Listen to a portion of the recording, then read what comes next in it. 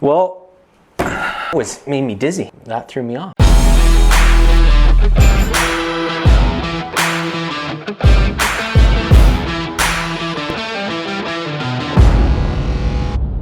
All right, guys, my name is VanderMeer, and I make marketing tip and digital marketing tip videos right here on YouTube. Today, we are going to talk about industrial companies and how industrial and commercial companies can take their marketing up a level. Some of the tips that we've learned over the years on how to market both digitally as well as, you hear that in the background? Is that going to be? That's going to be in the video. We're back. How to take your industrial and commercial company marketing to the next level. Don't know what those noises are in the background, but if you hear them, ignore them. This episode is going to give you a lot of value. All right, you guys might be wondering why I'm doing an industrial commercial specific. It's not the typical digital marketing type video. When I left university, the first job I got was in the industrial industry right here in Alberta, Canada. And I learned a lot about that business development side, and I recognized that most of the companies, both commercial and industrial, in Western Canada were not implementing, and I'm going to extrapolate this around the world, were not implementing an online presence in a way that was going to take their business to the next level in the next decade and beyond. They were further behind the other businesses that were getting started. And that was one of the foundations of why I got started in digital marketing. I saw that these businesses weren't taking to the next level, and I knew they could do better. Now, before I get into kind of the online side and what they can do, I really start with one tip for every industrial and commercial business out there. And that is, know who sends you your RFPs. Your RFPs, your request for proposals, request for quotes, is the way that you get jobs. It is when a company submits that out to you, you're gonna fill it out, you're gonna make sure that you're submitted on time, and it is going to translate into more work. What I mean by that is, know who's sending it. Is it procurement sending it out at the clients that you want? Is it the buyers that are sending it out? Is there a specific person that's sending out the RFP? Is it the manager? Is it the president? Who's sending it out at each specific client depending on their size? The reason I say that is once you start to identify which clients you're looking for with your online presence, with your LinkedIn presence and beyond, you want to be able to catering your product and catering your specific content specifically to those people. Did I say specifically lots there? I think I said it like 12 times. All right, next, number 2. With the RFPs, I want to expand on that a little bit. And I want you to watch the trends of what comes in the RFPs that they're sending you. So for example, if every single RFP comes to you requesting you to have a quality system to ISO 9001, 2015, or if they're all looking for health and safety, if they're looking for core, there's other things, OHSAS 18001, 14,001 for environmental. If every single, depending on your niche, if every single RFP comes through requesting something specific, make sure you get ahead of the game and don't leave yourself behind, because one or two competitors are going to go out and get those certifications. They're going to get those specific small items. And even though it might not be integral to winning the RFPs today, it will be integral in winning them tomorrow. Leave nothing to chance. Do not let your competitors get it and then you don't have it and you lose a contract because of it. These are real world items. These are things that you can go out and get. Make sure you have them for your business. Leave nothing to chance when you're submitting your RFPs. All right, guys, number 3. This one is going to be a little bit redundant. You guys already know this, but everyone within commercial and industrial industries has to recognize that quality and health and safety is vital. Wherever you are, whether you're in the United States, whether you're in Australia, whether you're in Canada and you have to get that certificate of recognition in the province that you're in, make sure that health and safety is paramount. Having a full OH and S system within your company, whole management system, is paramount to getting jobs into the future. And it already is today. You guys will have noticed that with the RFPs that you've been submitting. It will have been part of the pre-qualification process of your smaller clients as they've come through the door. But health and safety is vital. Every single person goes home safe has to be the motto of every single company.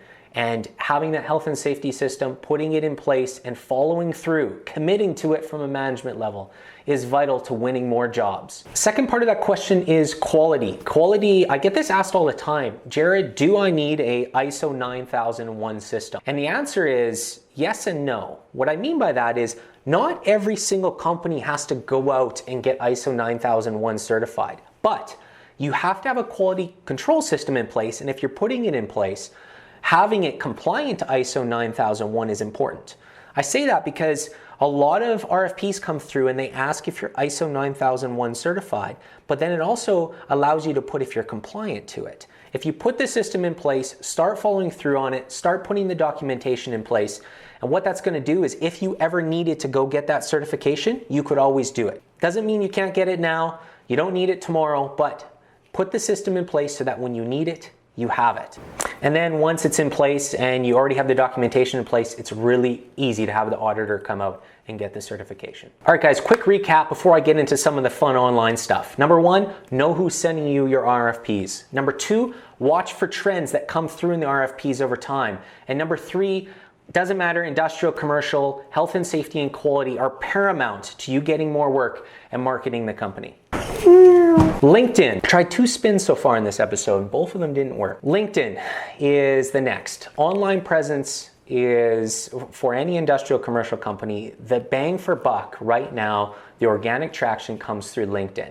That doesn't mean that other platforms and search engine optimization and Google Ads, which we'll talk about a little later, those are still going to provide you with a benefit. But LinkedIn is where you can show off your expertise in your niche for your service. Now, there's a couple things about LinkedIn that are really powerful. One, it allows you to show off your niche, show off your service. You can go and be a subject matter expert. You can put out really good articles about your service. You can go out, make videos, make content, put it out through both the company page as well as share it to your personal. It gives you a ton of assets in order to get your content out to your audience and keep your business top of mind with your network. That's really good because as you start to connect with the procurement people and the buyers that are sending out these RFPs, what I said in tip number one, as you put out content showing that your business is the top of your field, they're going to keep seeing it. That way, when the next RFP comes, they're going to remember you and send it to you again. Really vital when you're going for these jobs, really vital when you're trying to get more RFPs through the door. LinkedIn is your search tool. It is how you now find specific decision makers at companies, allowing you to search specifically for the companies that you want to be your clients, looking again at those people that are going to make the decisions and send out those RFPs. Now, it depends on the level of, I've said RFP a lot in this episode so far, but it depends on the level of client that you're looking for. If you're looking for some of those bigger owner clients, then yes, the cities, the municipalities, they're going to be sending out the RFPs. If you're looking for some of the smaller clients, we're going to be dealing directly with the operations person or the business development person or the president directly. You know who to look for in your industry. And LinkedIn allows you to search for those people. It allows you to get a little bit of information about them before you contact them. It also allows you to connect with them and send out messages to them, which creates this warm touch point and kind of warms up so that you're not just making cold calls when you're trying to get in touch with them. And finally, LinkedIn's a huge tool. We can go really in depth into Premium, into Sales Navigator, into all of these options. But on your company page, there's one magnificent tip that I always tell to every industrial and commercial client. And that is that you can boost directly, hyper-target direct positions. This comes back to tip number one again. Once you know who the decision maker is, once you know who's sending you the information for the jobs, you can target ads specifically to that job title throughout LinkedIn. That allows you to get your message, get your content, get that video and those articles that you're writing in front of the right people. And that's going to keep your business top of mind and get more of that business to come through the door. I'll stress something right here though. LinkedIn is that branding. It is that tool that's going to keep your business top of mind and keep you top of mind. It's still going to be up to you to contact those people individually, to build a relationship with them, both through your online presence as well as in person. And that's going to translate into the work that you're going to get for decades to come. I think I skipped one tip on my notes, but I think this is tip number 5. Tip number 5 is be on all of the compliance sites. Again, I said earlier, leave nothing to chance. And the pre-qualification process for a lot of companies has now moved online. It's not just a Word document sent through email that you always fill out and then send back to them and then it goes back and forth a couple times. A lot of it's moved online into things like ComplyWorks and IceNet World, Aveda. There is these compliance sites online that you can sign up for, and depending on the size of your company, you then put in your health and safety, your quality, your environmental, all of the information and all of the metrics that your company has to offer goes in. It makes it really easy to start calling your clients and saying you're already on the compliance sites, rather than having to sign up for them when the time is right, when that RFP comes out. That puts you in a scrambling position. And when you're going for that job that you really, really want, you don't want to be rushing, you don't want to be scrambling. Have those compliance sites already filled out and get them. It's integral. You can put them on your website, you can put them on your email footer. You can put it on the information that you're sending out, kind of the brochures and the catalogs that you have for your business. And it allows a level of validation. It takes your company up a level. It shows that you are putting the effort in to get more work. Go out and get the compliance sites. It's going to make a difference. Leave nothing to chance. Tip number 6, make sure you are engaging in some type of search engine marketing. That, again, back to question 1, which I've gone back, I think, on every single tip so far, to who is sending you the RFPs, who's making that decision. Those decision makers are getting younger in industry. The old handshakes that kept you on the RFP list, that kept you on the vendor list, are no longer in play. Younger procurement people are starting to do online searches. They're looking you up online before they're sending you out the packages. What that means is you have to be in those search results when they start to do those searches. So get on search engine marketing, get on things like Google Ads, run location extensions. Get yourself out there for your niche and for your product or service. That way, when they search, you are the first to come up. Another pro tip that I find is I find that you should bid on your own name, your own company name. Because what you don't want to happen, let's say you're running a scaffolding company. You don't want a competitor scaffolding company to outbid you on your specific keyword, on your specific name. So make sure you're bidding on your own keyword. It'll help you out and it'll make sure that your competitors don't get that advantage on search engines ahead of you. All right, lastly, and we're gonna try this. Boom, got the spin.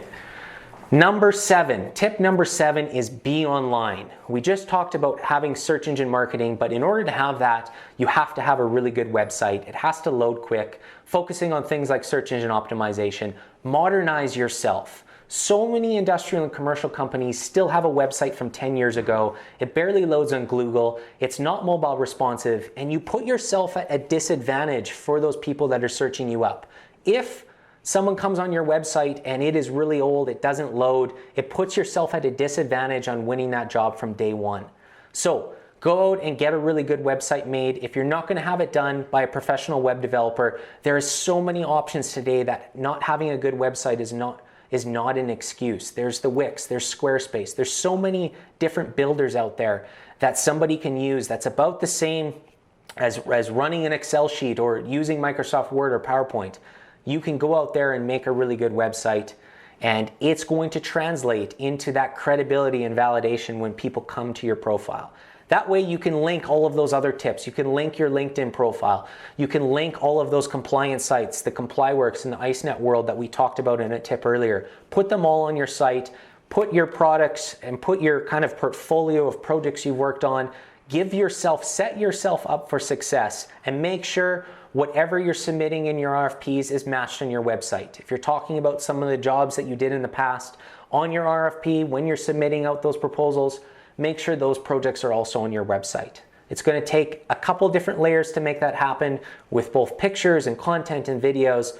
However, it's integral in today's market to do that, to stay ahead and not fall behind. All right, guys, that wraps up this video for commercial and industrial clients that are looking to step up their marketing game. My name is Jared VanderMeer, and I do marketing tip videos right here on YouTube.